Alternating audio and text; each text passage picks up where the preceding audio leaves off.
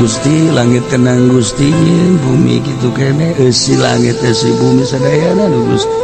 di antara dadamelan Gusti teh abdi Gusti abdi teh meureunana ieu teh hamba Gusti makhluk Gusti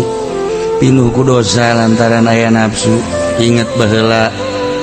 Bapak moyang abdi Adam jeung Ibu Hawa kagoda ku iblis ku nafsuna tapi panyata mah dihampura ku Gusti Gusti lamun abdi hajun teh dihampura ku Gusti kadeuleug urang neraka anu sakitu geus jutaan tahun ngagebrahna ngagolotrok urang dibayangkeun di antara nu ngojai di neraka teh urang di antara nu ragrag dina jembatan Shiratal Mustaqim teh urang anu kurang dibayangkeun di handapna ruhak anu haranya sapanas lamun di dunia urang neuleuh ruhak tanggal kayu kemudian dibeuleum jadi ruhak urang kadinya geus ngerecek ieu mah geus jutaan tahun ya Allah gambarkeun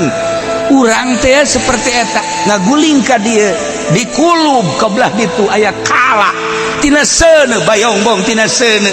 orai tina seuneu buaya tina seuneu anu eta teh bakal nyangkerem urang haju tuluy teu paeh-paeh bayangkeun kasalahan urang teh anu bakal dibersihan di neraka seperti eta lamun teu ngurucut cai mata coba